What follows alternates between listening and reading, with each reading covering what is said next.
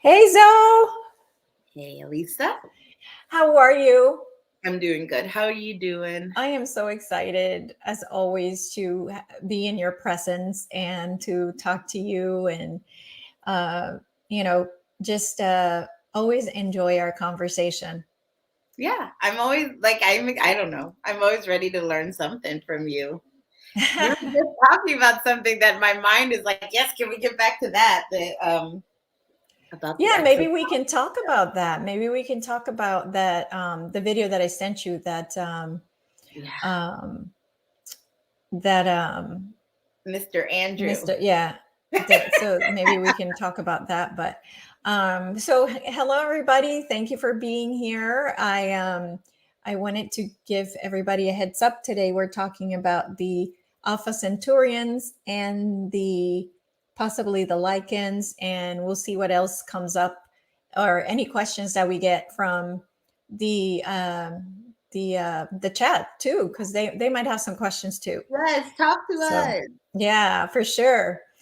So, tell me all about the Alpha Centurions. Okay, so I wanted to talk about this group because they started popping up a couple months ago, and it's they're always very, very rare.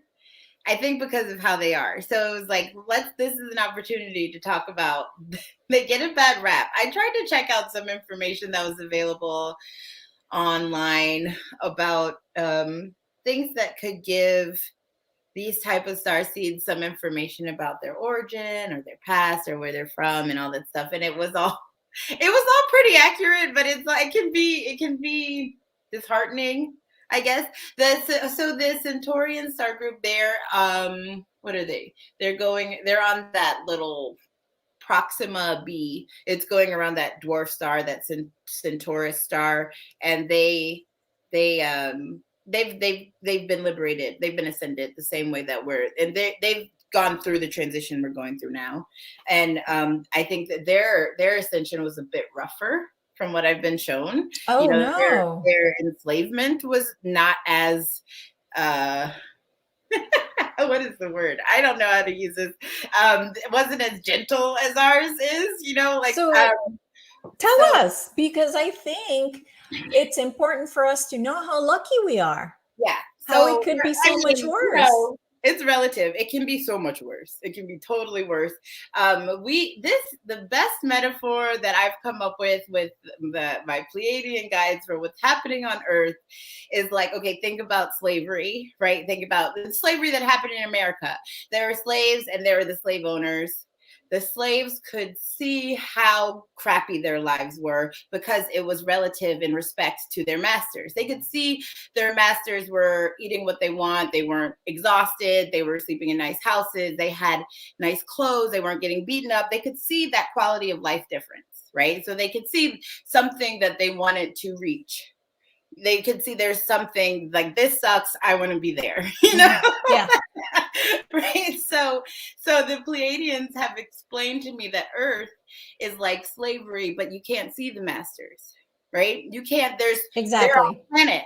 They're Yes. off planet somewhere. So we're in this slave cycle of pretty cruddy living, but we don't see anything relative to aspire to. So when everybody's a slave around you, you're like, well, you just kind of accept and get into this oppressive hamster wheel of grinding misery. Yeah. which we like pretty much just go with the flow because we don't see any other way of living. I mean, there's other ways of life that we see. You could like, it's this, or like go live in a jungle somewhere, but that doesn't really appeal to us because we've been softened by society and softened by technology and stuff like that. So when your masters of your planet do not even live on your planet and you can't see that you are literally a slave, it is hard to wake up because you don't see any reason to wake It's all up. you know. And if you're born into it, even less. Right. Until Yeah. until Yeah. something starts reaching out to you and telling you like, this is BS and and it's not fair. And there's forces out there that are trying to help. And they know that you're suffering. And they know that everybody in the planet's kind of quietly suffering and like, none of this makes sense. I don't really like doing what I do every day. And it's so there's that. So, but there are planets out there who are they're masters of their planet, live on the planet. They can see that they're suffering and they don't have any choice. They don't have and that's what the Centaurians have been through, and that's what they were liberated from, and that's what, and they're fine now, they're free now. But when and that's why they've taken a slow inclination into liberating other planets. Like they weren't too eager to be involved in Earth stuff because they're just getting over their own stuff. Yeah, and to start all over again, becoming philanthropic and like I want to go help other people. That's just starting to begin. They're super smart. They're super mechanically minded. They're the kind that like, you know, wouldn't understand why you can't recode your computer. like they're like, and they don't even get it. They just brilliant with mechanics, but they're very suspicious.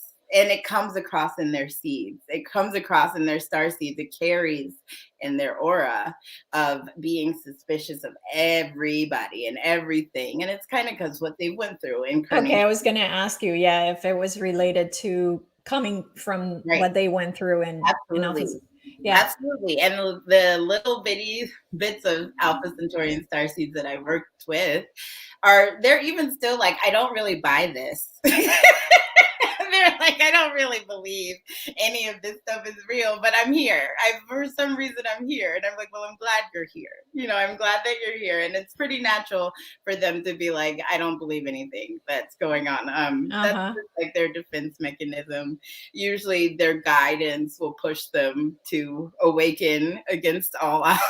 But the ones that are coming around, and they're amazing. They're amazing. But like that's what I wanted to say. That's what you'll see online. If you're a Centaurian starseed and you're looking for your traits or whatever online, you're going to see like that you don't trust anybody, that you don't leave the house, that you're bipolar, that you're very competitive, that like all this like kind of negative, you're very critical, but you hate critique, and just like all this stuff. The other Pleiadians and the Arcturians, they get like these beautiful traits of like, you're a healer and you're clairvoyant. And then you look at the Centaurians and they're like, you don't trust anybody, you don't leave the house, and you're bitter.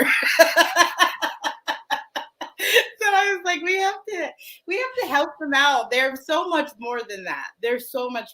Their minds are like some of the most beautiful things that you would ever experience. You just got to take them with a grain of salt sometimes because they've been through hell and they're still willing to come here and help our ascension. So that says a lot about the individuated souls that choose to take here. Let's see. I think last time we were talking, we were kind of giving the StarSeeds zodiac equivalents. And I think somebody was actually asking about that. Capricorn. They have such Capricorn energy of just like work hard, judge everybody. No, everybody's lying to you. And like they're just that like grinding Capricorn energy. They're I think they swing high and low. They can go like, I completely love you 1 second and then like I can't stand you the next second, and they get a little bit of that bipolar attachment to them. I don't really get the swinging that I don't know what that's about. I know their planet is very different. It could be just like a geographical thing. So when I have channeled their guides and spoken with them, the glimpses of their planet that I've seen, it doesn't have a day and night. It doesn't have like, it's day and then it's night. It's always day on one side of the planet. It's always night on the other side. It's like locked around their star that they're sailing around. So they all kind of live on that vertical strip down the middle where they can go half and half. And like the poles would go horizontally there, where one side is hot all the time because it's always facing the sun, and one side is freezing because it's always facing away from their sun, their star.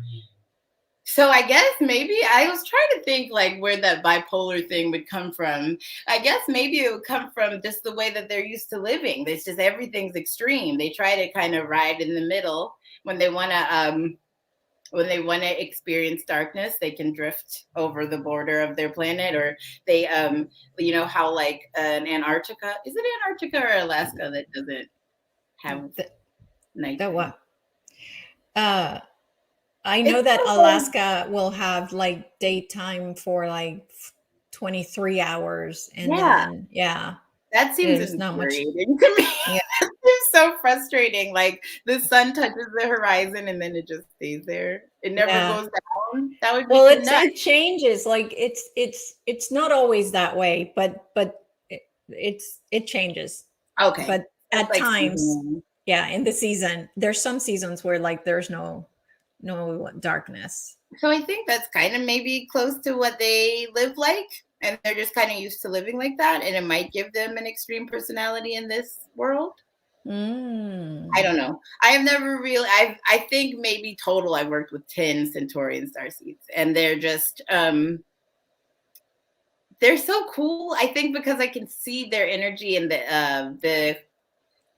the way their mind thinks, like even just looking at something, they're taking it apart and putting it back together. They already get it. Like they already know. I think our technology is way behind them.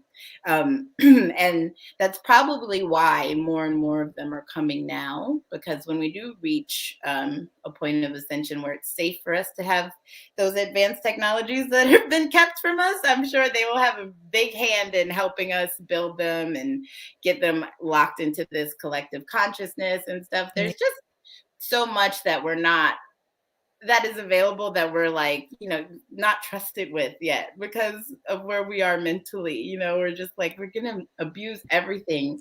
We can't even handle smartphones. We get smartphones and it's like No. all we Yep. stare at all day Yep. long. We're just Yep. locked in Yep. our Got smartphone. us addicted to it. Yeah. Absolutely. So Yep. So I think we're going to see more of that Centaurian presence soon. Oh, okay. Yeah, they're just not your typical starseed because they're not all love and light. They can be totally like critical. They can be hypercritical of you, and they don't really take critique well themselves. They don't Ah, really. It's just I don't know, like seeing that grumpy old man with like a heart of gold, kind of, right. like he's been through hell and that's why he acts like that, but he's still like beautiful on the inside. That's kind of a terrible analogy for them, but that's it. I wanted to give them something that's just a testament to who they are, to be so new to their liberation, to be so new to their own ascension, and to still have a heart enough to care to come to another person's planet is amazing. So if you're a Centaurian starseed, then I'm very honored to share this timeline with you, and I appreciate you. And do not even worry about all that stuff on Google. Well, they can always be their own person, right? I Oh mean, they can see those traits and go, well, I can change that. Or if they don't like it, if that, I mean, it's, Right. it's It can really throw up to you them. off because you don't want to be associated with something that seems kind of like nasty. You don't want to be Hmm. associated with, and I guess maybe some people might be looking to find an origin and they would read that and maybe relate to it a little bit. Their Hmm. resonance in their field would be like, yeah, when they see that star system, it would be like, yeah, that's totally my home. And then you read the description and you're like, I don't want to be I don't want to be that person.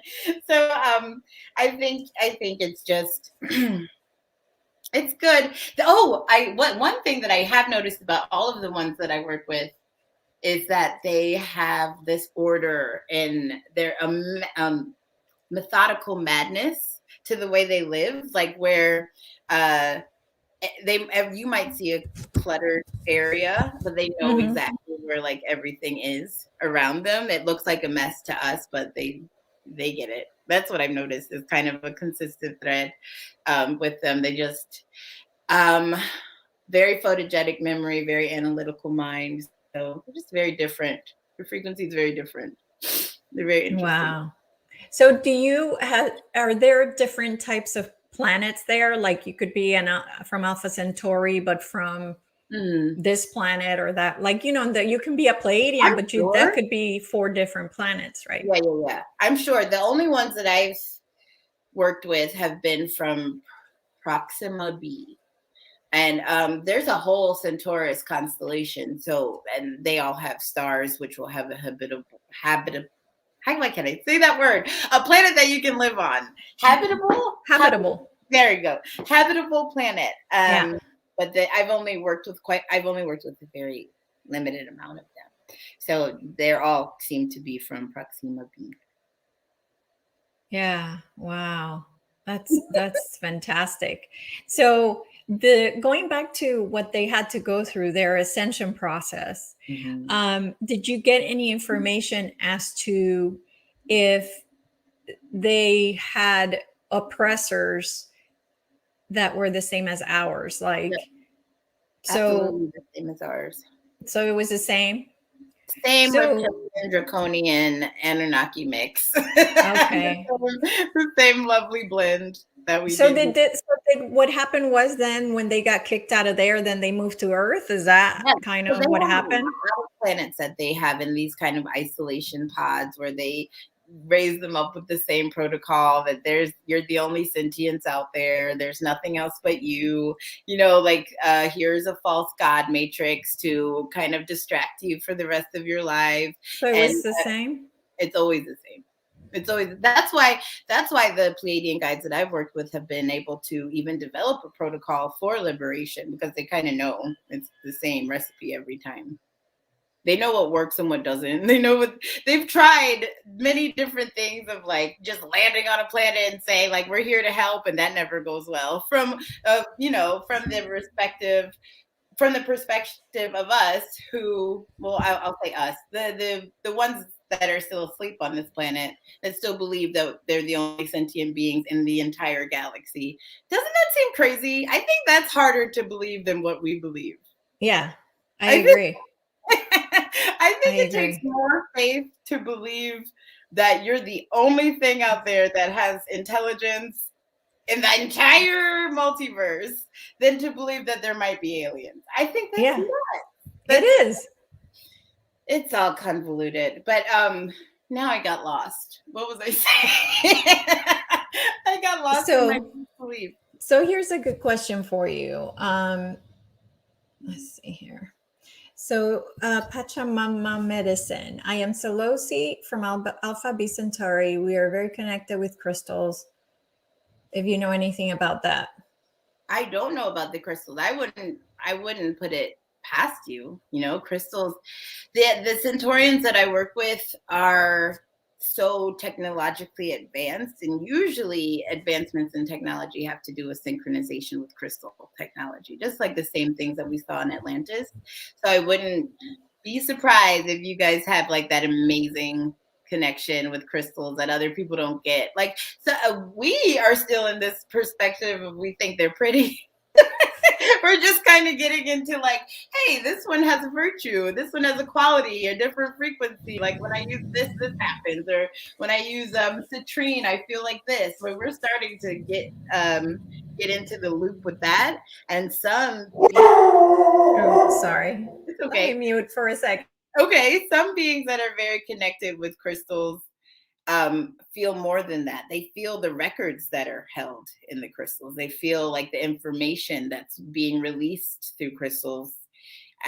Quartz were like our first radios for receiving and giving, for hearing things. I think there's all these very interesting connections they're making with the pyramids with quartz. Like there's entire pillars made of quartz that they believe were like cell phone towers for us, and we're just kind of getting hip to the potential of crystals beyond like an aesthetic beauty. So I think I would not be surprised if you guys were completely adept with using crystals. That's so cool. Well, the thing is, and this is a question I have for you, it's off topic, but when I was doing the videos with Elena Dannon, we did a video with Myra. She's from Sirius B and Pleiadian. She's a hybrid. Mm-hmm. And we did a video about crystals. And basically what they told us is that crystals, that the clear quartz is programmable. Still completely clear. And after that, I was like, well, why do you need any other crystal? If I just take this crystal and I say, okay, I want you to do what the amethyst does and what the black obsidian does, and like I was like, what's the point of having any other crystal? That's a good question. That's that multidimensional mind working of yours, ma'am. I don't know. So now it's funny. I see crystals and I'm like, oh, I don't need it. I already have, like I can program what I have. I don't need the. I understand completely. I think that's a wonderful question. You can program quartz. I wouldn't be surprised if you can program other ones. Usually, a lot of our guides use color like technology. Angelics use color like technology. Beyond, we just see a color. We just see a color that's nice and it feels that way. But a lot of the advanced beings that we work with wear specific colors to an end. Yes. Like they choose a skin tone for an end. It's for a reason. Yeah.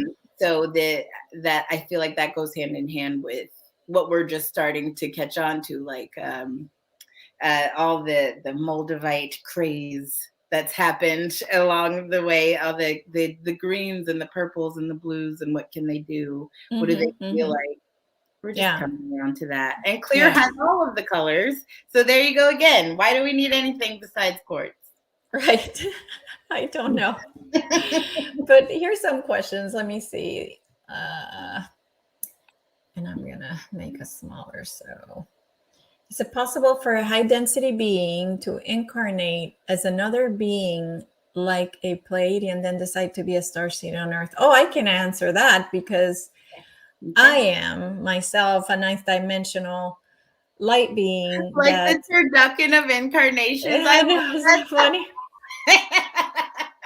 That's amazing. When I ate meat, I loved turducken. That was like the best. Abominable. I haven't had that. I need to try it. Yeah. But definitely, Alexis, the answer is absolutely yes, because I myself is exactly what I did. I was a ninth dimensional light being who incarnated as a Pleiadian, fifth dimensional Pleiadian. And then I saw that Earth needed help. And then I got into a pod and incarnated on Earth to help. So, yeah. So definitely, absolutely can be done. Mm-hmm. Let's see. Zara was saying, recommending Super Galactic Center StarSeeds. Could I recommend a video too? Oh, the Super Galactic Center. I don't know what that is, but I thought we talked about angelic starseeds already. Yeah, we can go more into depth with the angelics. There's been a lot of angelic presence in the past 2 days. I made an activation for angelics because they seem to I don't know, they've just been in our field. I think the past month it's been dragon energy. Big dragon energy coming in since the middle of November. It's just been nonstop dragon talk. I feel like well, and I have that as one of the in the list of things to do. Everybody has been feeling videos about. Right, the energy of dragons. One of my good friends who lives in Greece, she was like doing a meditation in Jordan, and she was like, we activated the dragon lines. And some remote viewers that I work with are like, the dragon bridge is being built and it's getting closer to Earth. When I tap into the energy of dragons, I feel them everywhere. And the only thing that I've kind of gotten coming in is that as our collective energy rises, as our vibration rises to more of a from the third chakra to the fourth chakra, more of that heart center, it's safer for them to return. Like they've never really been gone, but they have chosen to leave us, to stop interacting with us, because in the past they have been utilized like weapons, and that's not really their deal. So I feel like if everybody's feeling that, like all of a sudden dragons are on my mind all the time, it's not random. It's totally not random. It's going on through the collective. And I think they're just getting closer. Some people have even seen it as a literal bridge from a planet that's inhabited by dragons, maybe a dimension that's being built and coming closer and closer to our world.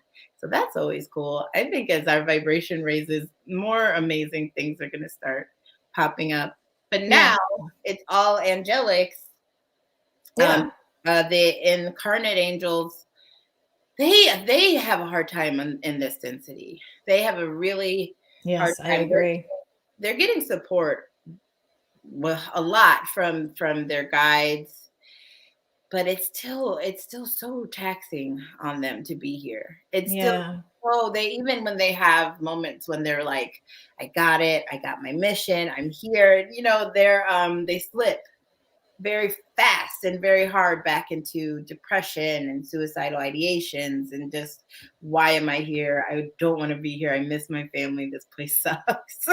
Yeah, I mean, in the sessions and the quantum hypnosis sessions that I do, they really struggle with how people are mean to each other and how can this earth exist when people are so nasty. And some of them like to retreat into their own little world because they cannot deal with the environment. It's and some of them, let me tell you, some of them have never been humans before. Yep. There is a lot of angelics that volunteered and they have not been human. And this is so difficult for them. It gives me chills. It gives me chills when I tap into their energy to feel. It's like a raw wound. It's like a wide open wound of just like trying to make a scab, trying to make a callus, but it just keeps getting ripped open. It's this is crazy. The ones that drop straight down from angelic realms into a human form usually tend to do it because they're curious. Crazy, just because they're curious. They just want to know, you know, what love feels like in this realm, what like food tastes like, or just, oh gosh, they usually regret it instantaneously.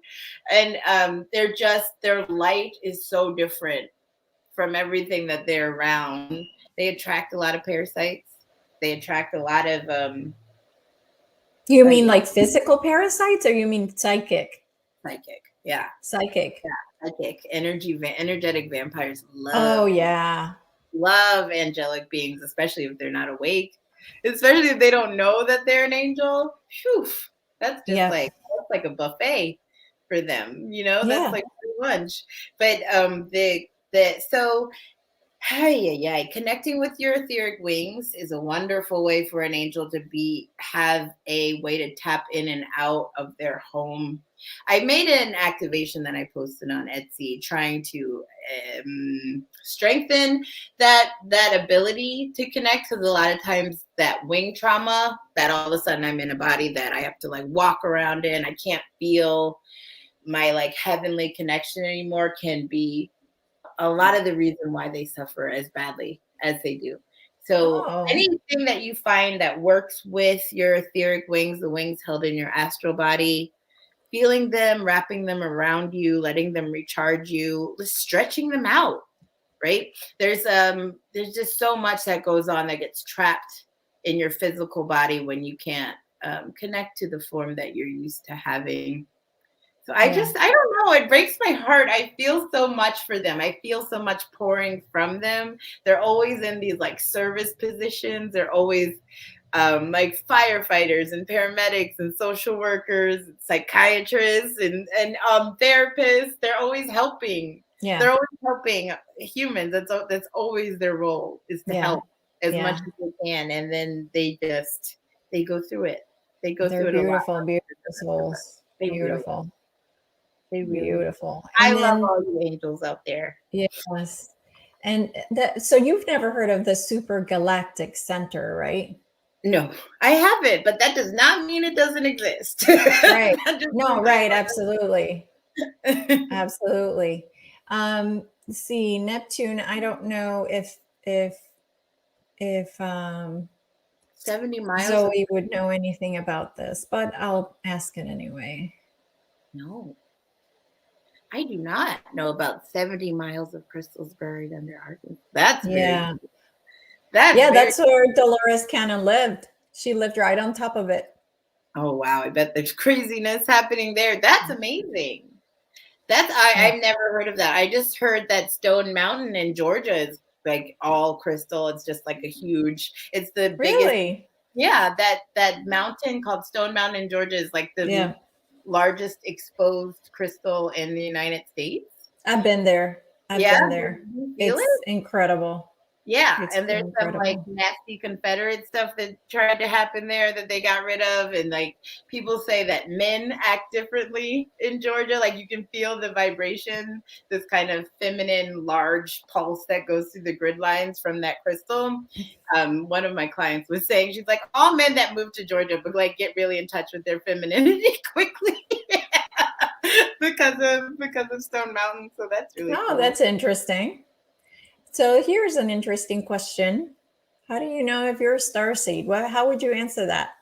Oh, if you are interested, if you have any interest in the word starseed, if you're watching channels like this, it's very probable that you are. The people that I have non-starseed clients that just like, do we do healing work, energetic, anything, just regular, um everything that has an energetic body needs help. But the people that have had off planet incarnations and have purposely sent their soul here on a mission are the only ones that are interested in stuff like that. They're the only ones that like the very earthly incarnational beings that I've worked with. If I say the word starseed, it's in one ear, not the other. They don't care. They don't care. Mm. Like, it's not even on their mind. Starseed, that word is literally like a trigger word to your consciousness. And Oh, wow. if you find yourself like going down rabbit holes of research and watching endless YouTubes about light language and star races and star beings and stuff like that, that's your auric field. That's your higher self saying like, here you are, keep going. You know what I mean? It's time to wake up. Oh, also the Pleiadians, that the 3 Pleiadian guides that I've worked with have said that on December 21st, on winter solstice, there's going to be another wave of walk-ins, another wave of what they're calling drop-ins. Not even like a walk-in, not even like somebody has negotiated a contract to serve a little part of a mission and come out. It's literally people's higher selves are just like integrating now. So it's going to be a lot of waking up spontaneously, very abrupt awakenings for probably all your family members, probably friends and stuff that are still asleep, maybe playing with the ideas of waking up, dipping a toe into some alternative ways of thinking. There's going to be just like a massive wave of people awakening after the solstice.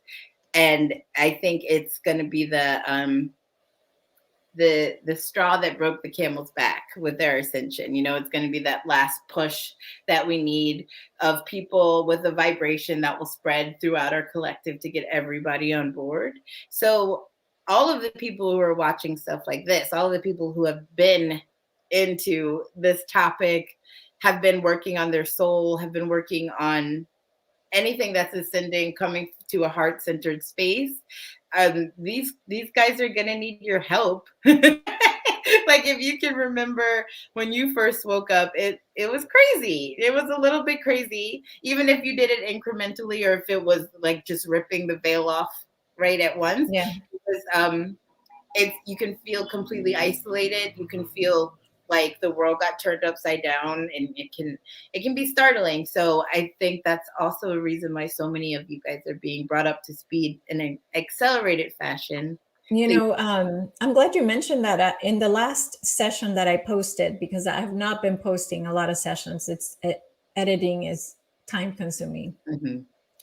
But the last one I posted, this woman is amazing. She's one of the keepers of the codes that are coming in. And in it, we talked about that there are millions of walk-ins coming in right now. Mm-hmm. And they're, like you say, they're drop-ins. They're coming in for 3 months, 4 months, boom, they're gone. Yeah. So there's millions coming in. If anybody's interested in watching that video, because I'm telling you, it's really interesting. I even actually interviewed her on my channel because she was so amazing. Oh, Um, that's so cool. yeah, her, what was it called? Andromeda Activations from the Andromeda Galaxy is what Oh, the I video think is I called. saw that one, but I don't think I had the chance to watch it in. I get to watch stuff in like 5-minute increments because I have children. Yeah. So that's the session where she put, but her session later, the interview I did with her, her name is Yukia. I had to break it into two because it was an hour and a half, Wow. and it was incredible information. Oh, I'm totally Incredible. watching Yeah, that. and you should watch the code. Like, she gives you like the codes, the different drawings she's done of the codes, Oh, and cool. she sings like angelic light language. She sings Pleiadian light language. Like, she gives you all the different light languages that literally exist, and Mm-hmm. then she's able to draw each light language. They're Wow. all That's different. Like, their amazing. codes are all Yeah, different. they all are very different. They're all It's very different, and they're all incredible. amazing for your consciousness, for Yeah, breaking open those limitations. yeah. Deconditioning is one of the things that we're working on the hardest right now. Hmm. Deconditioning from all the residual programming. Even if your DNA is activated and you're accepting of these truths and you're accepting about who you are, you still survive like 30, 40, 50 plus years of being lied to. And that stuff imprints in your mental body. So the light codes, like you're explaining that the lady writes, those things are amazing for like reprogramming your neuron pathways, Oh, right? big Like, time. yeah. So you Big can notice time. if you just meditate looking at them, it starts breaking open limits you didn't even know you had. Yeah, And we yeah. all, oh God, I was like having this deep conversation with the Pleiadians about the ego-less self. I think we touched on this before Mhm. about like, maybe not. Yeah, Egoless self? yeah, about coming, or like what they were showing me, like what law of one really means, right? And they were breaking it down. I think they always use like metaphors for me. That's how my mind works. But they're breaking it down like it's beyond seeing like we're all connected, we're all the same. It's seeing that everything is God. Literally everything is God. And you're not the one, like for example, you guys are not the one watching this YouTube right now. Observing is happening right now. Watching is happening, but it's actually God observing through your lens. Right. So God's watching God right now. And imagine yourself as just like prescriptive glasses that gives a Mhm. personal kind of outtake on what you're looking at. Yeah. And if you can come to that point of, um, I'm like, this is God talking to God. This is God watching God. This is God eating God. This is God, like running on God. The actors are God. The set is God. The stage, the theater, everything is God. Then that's really when you can drop into the law of one that allows you access to these higher realms of being. Well, and yeah, Go ahead. and Go the way that I like to explain it is, we this is a hologram projected from our mind. Okay, ahead. your Hmm. reality is a hologram projected from your mind. Absolutely. So if everything you project those people into your hologram, then obviously you are the creator of Hmm. that, right? Of Right. all of it. And Right. you are created by the creator because the creator wanted to experience what life was like to be Elisa. Right. So So imagine there's God. You're like a puppet, and God's inside the puppet, like watching, working, experiencing, feeling, yeah, taking down data analysis. It's all, and when you think about it, it can be scary because you're like, lose your ego, just lose your ego to tap. If you want to, lose your body, become an etheric, conscious light being, you have to become merged with source, almost full merger. And to do that, we don't know what that's like. We're like, but what would yeah, life be like if I didn't have my preferences and the things that I didn't like and dislike, and if I didn't look like me? Who am I if I'm not me? who am I then, right? And it's scary. And a lot of times we want to say like, lose your ego, be nothing. And we're like, it sounds nice on paper, but I'm not doing that. Like, I'm not ready for that. But get used to start embracing the ability to be limitless, right? That's exactly. Start embracing. You are the creator of the hologram. Therefore, you create everything in it and the people in it and the people that are giving you the lessons in it. Thank you. And that's what I get so much from people of like, well, if God's real, then why is there suffering? Right? Yeah. Like there's God can only exist if things are happening to your benefit. But that's right. The thing is, if God is tired of being God. That's why he created us, because he wants to know like what is it like to be in this specific different environment of anger or frustration or et cetera, et cetera. Yeah. Everything's on paper. In theory, everything is everything, you know. God can know that they are absolute and all giving and wonderful. And but until you have that experience that you really know. And that's what's happening right now. Yeah. And before I answer the next question, going back to Xochitl and the question about the star seeds, what I tell people when they say, am I a starseed? I actually did a video on the starseed main traits of all starseeds, like a whole, just a starseed alone, not from a specific place.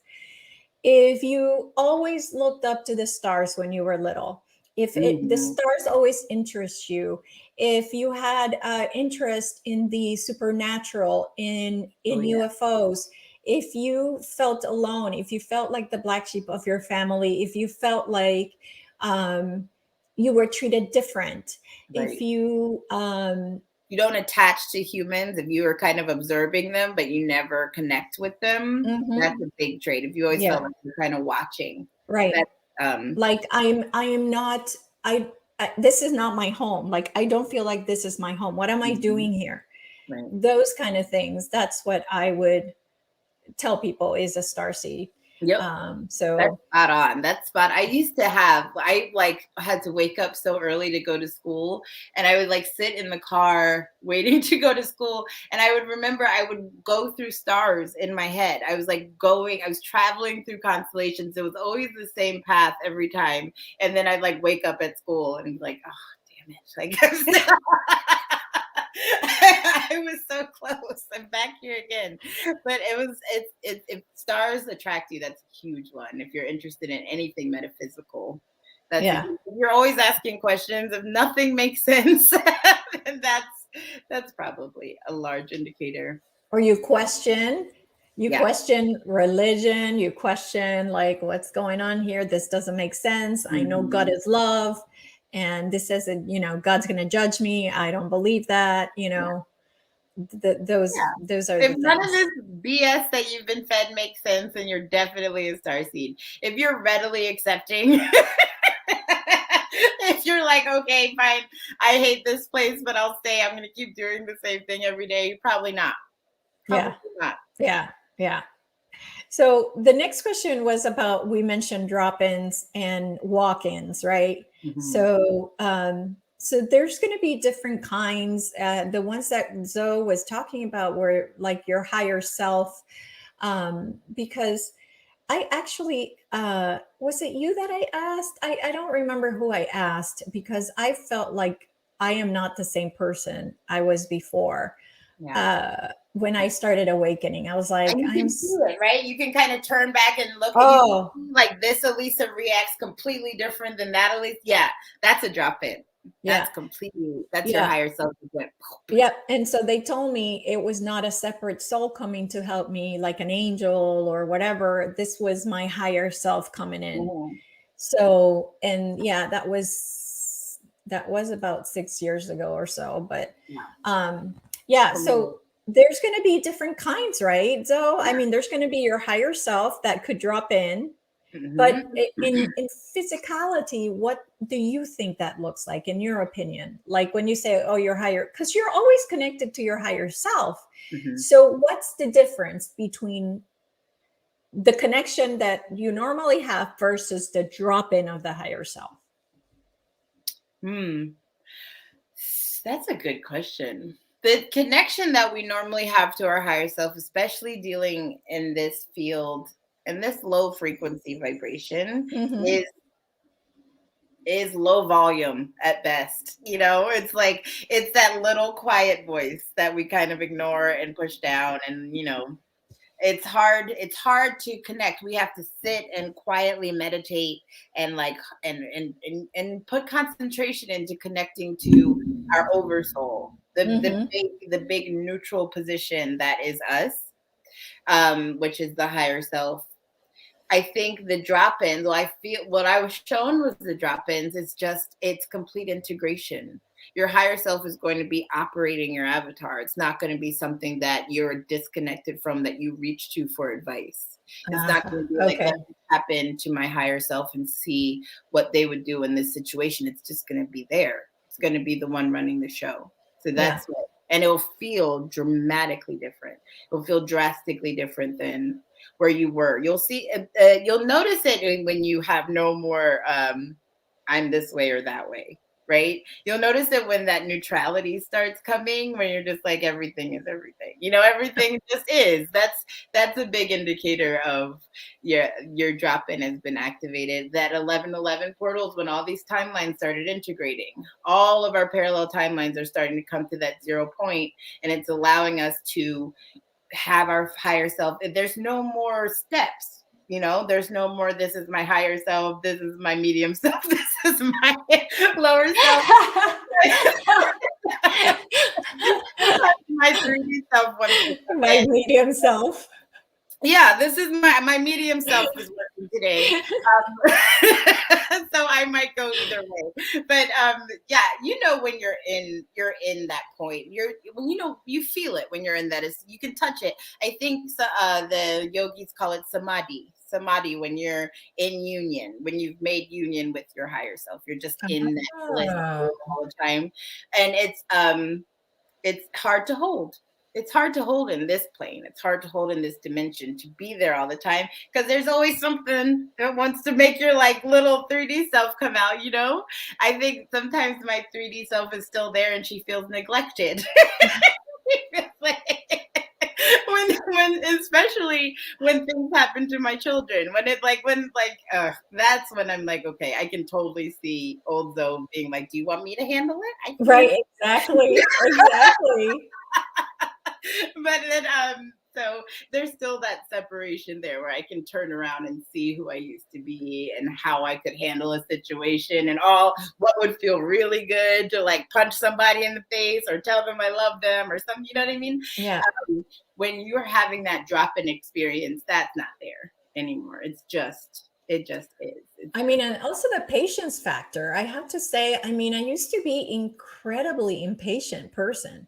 Yeah. And now the patience, sometimes I even look at myself like, damn, girl, Yes, whoa. yes, high five me. Who is this? Yeah. That's what Like, I whoa, who's that?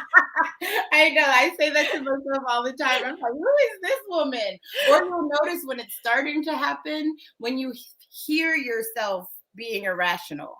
When you're like yelling at your children or you're yelling at your husband, and you can Oh, step yeah. out You kind of yourself like and you're see like, it, right? you're like, Like what am I separate and doing? go, Yeah. But you can't stop. You're still in that transition of like, I'm still gonna, because I'm mad, but there's this, the higher self is closer. It's closer now, and it's like, what are you doing? It's not really that big of a deal. You can just step out of this, right? You can just jump out. You don't have to get lost in the anger. So that's that integration that's happening is bringing us to that point. But yeah. the drop-ins that are happening during the solstice, they're going to be slammed into people who have been asleep. Yeah, it won't be us, right? It Yeah, won't be no, us. it's not like the slow integration that we were getting to. It's just like, hello, welcome, and like all of a sudden I see the world with new eyes, and I don't know what's going on.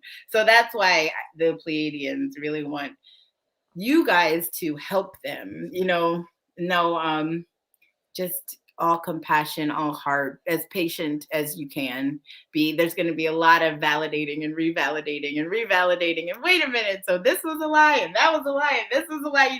You know how it was when you start real. I've been researching for like a year now, and I'm still like, wait, what? That's a lie too, like it's crazy how deep this rabbit hole goes. So for those beings that are going to be awakened during the solstice, like they really will, they'll need some. Yeah. Now I get why they were saying that people will need us. Whenever the channelers would say, "Oh, people are going to need us. They're going to need us." Oh yeah. I can see why now. Here's another question. That's a good question we can talk about. Is it possible to have multiple combinations of different galactic families along with angelic realms, drop-ins, and parallel selves to come up at different stages of one's life? What's your answer? We are multidimensional beings. Absolutely. Yeah. Absolutely. You can have a foot in every dimension in this human avatar. We get like that there you go with the programming again, the conditioning to be told that you're nothing, you're not. And that's also hand in hand with the Centauri and StarSeed. They feel how amazing they are. That's why they always want to do like the competitive sports, because they know I'm going to win at this, right? But they're not allowed, and we're not allowed to say how powerful we are. And that's been taught to us on purpose. Yeah. Because why would they have so much effort in suppressing us? Right? If we were nothing, why would they sneak around and do stuff at night when we're asleep? Yeah. Why would it be covert implantations and things that we can't see and we don't know is happening? It's because we're stronger than them. It's because if we knew what we could do, we would supersede our creators. Way past, so like, don't tell the gods that they're gods, right? Make them work longer. Right? So that we can control them and use them like a resource. The way that they've kind of messed up with all the genetic manipulation they've done to the human avatar, because it is powerful. You are the human incarnation is coveted. It's coveted in our galaxy because of the things that we can do. Well, like Alex Collier says, we are royalty of DNA, of genetics. We are the royalty of genetics. And not even combinations of royalty upon royalty upon royalty upon royalty. And once in a while, you'll get a hiccup and it'll show itself. And you see that. You'll see that in like Michael Jordan's and Vivaldi's and like these things that are like, where did you come from, right? You get like that exposure of everybody has that potential. And it has been systematically suppressed and kept from you, because if you knew that what you could do, we would rule this galaxy, especially with our terrible egos. Absolutely. We would totally do it. So you are able to have multiple everything, multiple combinations of ethnicities. You can be Pleiadian, Arcturian, angelic, fish, a giraffe, whatever is going. If you're feeling it, if you're feeling this connection, then it's probably because it's happened. Yeah, no, absolutely. So the answer is definitely yes, Stephanie. And another question that I miss here. Hi, Shaban. So what would be the purpose of being a walk-in at a very, very early age? Age 3. Walk-ins are different. Walk-ins have been negotiated. A walk-in is usually like, you ride out until this point, then some severe accident will happen to you and I will step in, right? Or you get to a very bad sickness or a coma or a car accident, and then I'll take over and I'll do the rest. And they might leave, they might come back. The purpose of walk-ins is always mission related. It's always ascension related. It's always in something involving data collection with what's going on here. It's something involving with your vibrational capacity. So if you came into this world at the full vibrational capacity of an Andromedan, right? And you would be noticed like a light bulb in the darkness. So a lot of times with a walk-in, they'll be like, you stay asleep until you're about 35 and get, your foot in the door and all of these kind of low vibrational places. And then I'll come in and we'll just explode it from the inside out. Right. Like, Yeah. so from a very early age, it just depends on what the exact situation was to know why that strategy was implemented. But it's always about ascension. Yeah. Yeah, it is. It is. Now let's see. Angela was saying, Elisa, would you feel like you're in a different timeline and see things more clearly? Yes, absolutely. I feel like I'm in different timelines, and because that's the whole idea, right? Zoe, that as the higher selves come in and we start purging all the bad things that we've had in our lives, that moves us to better timelines and better timelines and better timelines. So the more you clear and the higher vibration you stay at, Yes. that is what's going to help you move to the better Absolutely. timelines. Absolutely. And sometimes we burn through a lot of that karma, a lot of like jumping into the bloodline that you jumped into when you chose your parents. Yeah. Comes with a lot of epigenetic BS, a lot of stuff that has nothing to do with you or why you're here. And some starseeds choose to kind of burn through all that energetic debt with terrible childhoods, addictions. A lot of them, A lot of them have that. Yeah, a lot of them have that. So I think I was able to get most of the questions answered. I don't know. This is a personal question, and I don't know if Zoe's going to know who Neptune 109 is, but maybe. I wonder if the 5 strands you saw around me are the 5 frequencies I hear and distinguish. Oh, wow. Wow. Like I said, I don't know. Yeah, see, I didn't think. You're hearing 5 different frequencies that like, it's situational. Sometimes the hearing of different frequencies is your guides trying to figure out a way to communicate with you best. I know I work with some people who will hear the same tapping on their ear, like the same pattern, like tap, tap, tap, tap, tap, tap. And it's when we tap into their energy, it's their guides explaining, like, I'm trying to make a signature so she knows when she's talking. So there's those different tonal frequencies you're hearing. Could be that, or it could be DNA awakening. It could be, I'm sure it's just communication. Communication's coming online in so many different ways. They're working out all the kinks, what works with certain people and what doesn't. And so I'm sure it feels like it's probably just something reaching out. Yeah. All right. Very cool. So